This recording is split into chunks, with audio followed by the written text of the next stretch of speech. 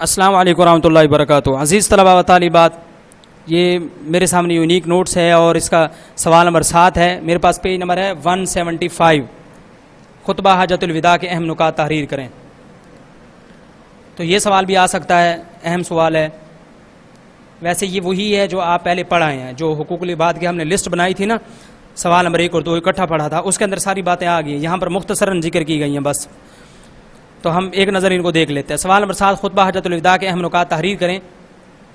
جواب، خود حضور صلی اللہ علیہ وسلم نے اپنا پہلا اور آخری حج 10 ہجری کو کیا۔ میدان عرفات میں آپ صلی اللہ علیہ وسلم نے تمام موجود حجاج کرام کو خطبہ دیا، جسے خطبہ حجت الوداع کہتے ہیں، یعنی الوداعی اور آخری حج کا خطبہ۔ اسے انسانی حقوق کا بین الاقوامی چارٹر کہا جا سکتا ہے۔ اس خطبے کے اہم نکات درج ذیل ہیں۔ آپ صلی اللہ علیہ وسلم فرمایا، فرمان الہی یا ایھا الناس انا خلقناکم من ذکر و انثی وجعلناکم شعوبا وقبائل لتعارفوا ان اکرمکم عند اللہ اتقاکم۔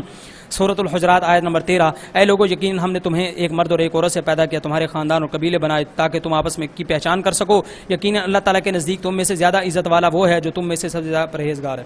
یہ بات میں پہلے بھی آپ کو سمجھا چکا ہوں کہ یہ زیادہ خاندان قبیلے کیوں بنائے ہیں۔ یہ اللہ تعالیٰ نے فخر کرنے کے لیے نہیں بنائے کہ فلاں ہاشمی، فلاں قریشی، فلاں ملک، فلاں چودھری، فلاں خان۔ یہ اللہ تعالیٰ نے اترانے کے لیے اور تکبر کے لیے نہیں بنائے، یہ اس لیے بنائے تاکہ پہچان آسانی سے ہو سکے۔ اس لیے کہ دیکھیں، اگر پورے رشتہ دار ہمارے سارے ایک ہی قوم کے ہوں، ایک ہی برادری کے ہوں، تو بڑی دقت ہو جاتی ہے اس کو وہ کرنے میں۔ اب جو ہماری ایک قوم ہوتی ہے، مثلاً اگر کوئی مثلاً پنجابی ہے، اب پھر پنجابی کی آگے بہت ساری شاخیں ہیں، تو یوں یاد رکھنا آسان ہو جاتا ہے۔ اس کی مثال کے لیے بچوں کو میں سمجھایا کرتا ہوں کہ دیکھیے، جیسے کوئی کتاب ہوتی ہے، کسی بھی ٹاپک پہ لے لیں آپ، بایو کیمسٹری، سائنس کا لے لیں، ہم اسلامیات کا لے لیں، تو دیکھیں جب کتاب والا کتاب لکھتا ہے، مصنف کتاب لکھتا ہے، رائٹر کتاب لکھتا ہے، تو وہ اس کے مختلف پورشن بناتا ہے، وہ اس کے مختلف ابواب باندھتا ہے، مختلف فصلیں بناتا ہے۔ اب آسانی کیا ہوتی ہے کہ بچے کے لیے چیپٹر کو یاد کرنا آسان ہو جاتا ہے۔ اب جیسے ہم نے اسلامیات پڑھی ہے، اگر یہ پوری کتاب شروع سے آخر تک ایک جیسی ہوتی، آیتیں ساری اکٹھی ہوتی، حدیثیں ساری اکٹھی ہوتی، موضوعاتی مطالعہ کا کوئی سبق کا عنوان نہ ہوتا۔ اب چلو صرف ہم موضوعاتی مطالعے کو لگا لیں، موضوعاتی مطالعے کے جو 9 10 کے چیپٹر ہیں 2، اب ان کو جو تمام سلیبس ہے، تقریباً یہ جتنے بھی چیپٹر بنتے ہیں، ان کی ہیڈنگ کوئی نہ ہوتی، سبقوں کے عنوان نہ ہوتے، شروع سے ایک لائن شروع کی جاتی، 8 10 20 30 صفحوں کے بعد وہ پیرا جا کے ختم کر دیا جاتا۔ تو آپ خود بتائیں، کیا آپ یہ یاد کر سکتے؟ ممکن ہی نہیں تھا۔ تو اس لیے یہ جو اس کو ڈیوائیڈ کیا جاتا ہے چیپٹرز کی صورت میں، اس لیے تاکہ تھوڑے تھوڑے اسباق بنے اور یاد کرنے میں سہولت ہو، سمجھنے میں سہولت ہو۔ تو اس لیے اللہ تعالیٰ نے یہ جو قومیں بنائی ہیں مختلف، پھر آگے ان کی مختلف آگے شاخیں اور برانچز ہوتی ہیں، تاکہ رشتہ داروں کو جو ہے یہ آسانی برادری سمجھنے میں اور قوم نسل کو پہچاننے میں، مطلب یاد کرنے میں آسانی رہے، اور ایک دوسرے کی پہچان کے لیے ایک اچھا سلسلہ ہے، اس لیے اللہ تعالیٰ نے یہ سہولت فرمائی۔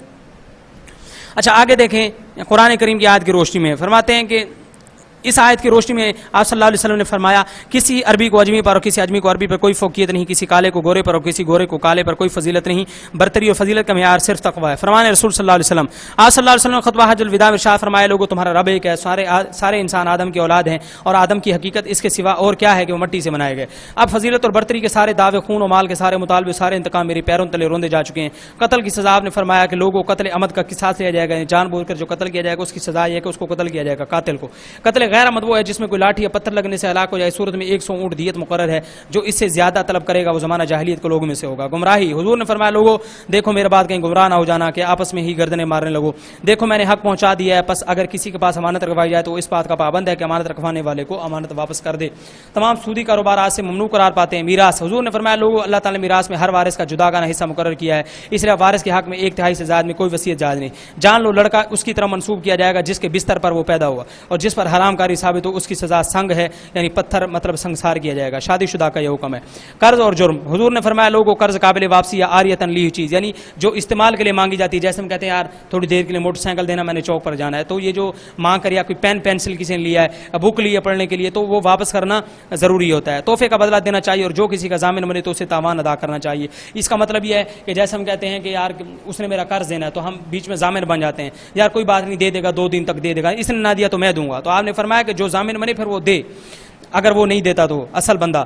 دیکھو ایک مجرم اپنے جرم کا خود ہی ذمہ دار ہے, نہ باپ کے بدلے بیٹے کو پکڑا جائے گا, نہ ہی بیٹے کے بدلے باپ کو پکڑا جائے گا. بیویوں کے حقوق, حضور نے فرمایا لوگوں بیویوں کا تم پر حق ہے اور ان پر تمہارا حق ہے.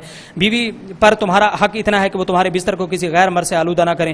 ایسے لوگوں کو تمہاری اجازت کے بغیر تمہارے گھروں میں داخل نہ ہونے دیں جنہیں تم ناپسند کرتے ہو. انہیں یعنی انہیں عورتوں کو کوئی معیوب کام نہیں کرنا چاہیے, اور اگر وہ ایسا کریں تو اللہ تعالیٰ نے تمہیں اختیار دیا کہ تم ان کی سرزنش کرو, ان کو جھڑک سکتے ہو, ڈانٹ سکتے ہو, یہ شوہر کو حق ہے. ان سے بستر میں علیحدگی اختیار کرو. اگر وہ پھر بھی بات نہ ہے تو انہیں ایسی مار مارو کہ نمونہ دار کا لفظ نہیں ہے, نمودار نہ ہو, یعنی کہ ہلکی مار مارو, یہ نہ ہو نشان چھپ جائے یا ہڈی وغیرہ ٹوٹ جائے. اور وہ باز آ جائیں تو تم پر واجب ہے کہ انہیں اچھا کھلاؤ, رواج کے مطابق, دستور کے مطابق اچھا پہناؤ. عورتوں کے معاملے میں فراخ دلی سے کام لو, کیونکہ در حقیقت وہ ایک طرح سے تمہاری پابند ہے. ان کی کوئی املاک نہیں, کوئی ملکیت نہیں, اور تم نے انہیں اللہ کی امانت کے طور پر قبول کیا ہے, تو اللہ تعالیٰ کے حکم سے ہی ان کے وجود سے حظ یعنی نفع اٹھاتے ہو. خواتین کے معاملے میں اللہ سے ڈرتے رہو, ان سے نیک سلوک کرو. کسی عورت کے لیے جائز نہیں اپنے شوہر کا مال اس کی اجازت کے بغیر کسی کو دے. مسلمان پر دوسرے مسلمان کا حق, حضور نے فرمایا کہ لوگوں میری بات سنو اور سمجھو, ہر مسلمان دوسرے مسلمان کا بھائی ہے. کسی کے لیے جائز نہیں کہ اپنے مسلمان بھائی سے کچھ لے سوائے اس کے جسے اس کا بھائی برضا و رغبت عطا کر دے, یعنی خوشی سے اگر دے دے تو اور ہے, ڈانٹ ڈپٹ کے جھڑک کے اور زبردستی نہیں لیا جا سکتا. غلاموں کے حقوق, حضور نے فرمایا لوگوں اپنے نفس پر اور دوسروں پر زیادتی نہ کرو, اپنے غلام کا خیال رکھو, جو تم کھاؤ اس میں سے ان کو کھلاؤ اور جو تم پہنو اسی میں سے ان کو پہناؤ. اگر وہ کوئی ایسی خطا کریں جس سے تم معاف نہ کرنا چاہو تو اللہ کے بندو انہیں فروخت کر دو اور انہیں سزا نہ دو. آپ صلی اللہ علیہ وسلم کے خطبے کے آخری الفاظ تھے الصلاۃ وما ملکت ایمانکم, نماز کی ادائیگی اور غلاموں کے حقوق کا خیال رکھنا. اب تو غلام تو نہیں ہے, لیکن یہ ہے کہ جو مزدور لوگ ہیں, جو ماتحت افراد ہوتے ہیں کسی ہسپتال میں, اسکول میں, ادارے میں, جہاں کہیں کام کرتے ہیں, ماتحت سے مراد کوئی بھی ہے, تو جو مالک ہے اس کو چاہیے کہ وہ اپنے ماتحت افراد کے ساتھ اچھا سلوک کرے.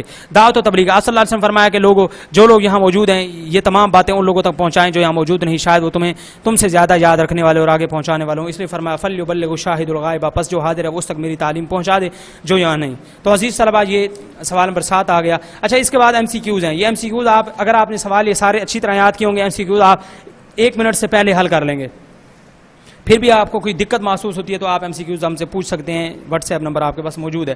اس کے بعد ہے حقوق العباد چیپٹر کے تقریباً 22 سوال ہیں مختصر. یہ بھی وہی سوال ہیں, وہی الفاظ ہیں جو آپ پیچھے پڑھ کے آئے ہیں. تو آپ نے 22 سوال یہ مختصر اور ایم سی کیوز اور یہ سوال نمبر 7 اچھی طرح دہرانا ہے. یہ جو ہے ہمارا موضوعاتی مطالعہ مکمل ہو چکا. اللہ سے دعا اللہ تعالیٰ ہمیں عمل کرنے کی اور دین کی باتیں سننے کی, سمجھنے کی, اور جیسے حضور نے فرمایا ہمیں آگے پہنچانے کی توفیق نصیب فرمائے. السلام علیکم ورحمۃ اللہ وبرکاتہ.